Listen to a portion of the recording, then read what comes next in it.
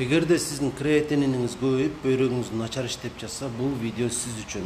Адатта өнөкөт бөйрөк тартын уккан адам жарга такалгандай эле болот. Анткени эч бир нерсе ага жардам бере албай тургандай сезилет. Убактыга жараша дагы деле мүмкүнчүлүктөр бар. Колдон келишинче аны ошол органдарыбызды, эки бөйрөгүбүздү сактап калууга аракеттенишибиз керек. Айталы, сиздин креатиниңиз 200 болду.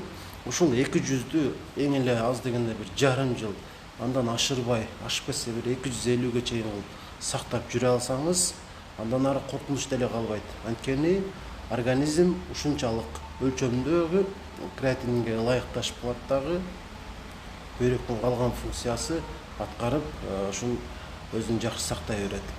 Бул негизги нерсе, эми кошумча сизге жардам бере ала турган айрым нерселерди сунуштап өтөйүн. Сизге бүгүн 3 сунуш айтмакчымын. Ар бирин колдонууга аракеттениңиз. Биринчиси бул алма уксузу.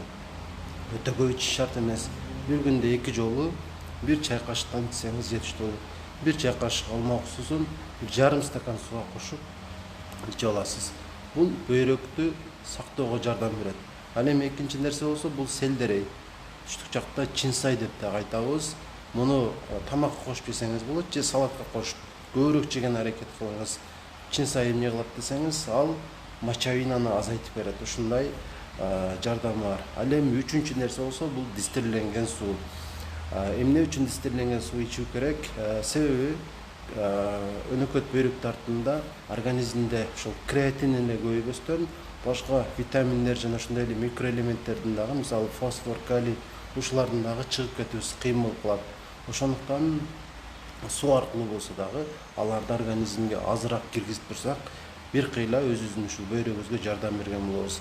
Ар күнү ичиңиздер деп айтпаймын. Мисалы бүгүн 1 литр дистилленген суу ичкен болсоңуз, 2 күн ичпей туруңуз. Андан кийин дагы 1 күн ичиңиз. Ушинтип ичип туруш керек. Бул дагы бөйрөккө өтө жакшы жардам берет. Ушуларды болсо дагы аткарып көрүңүз. Андан сырткары дарыгер сизге сунуштаган башка сунуштарды дагы сөзсүз түрдө аткарышыңыз керек. Мисалы белокту азайтыш керек. Анан дагы ушул темада толук кандуу кеңеш алгыңыздар келсе 0504 44 55 28 номерине WhatsApp'тан жазсаңыздар болот.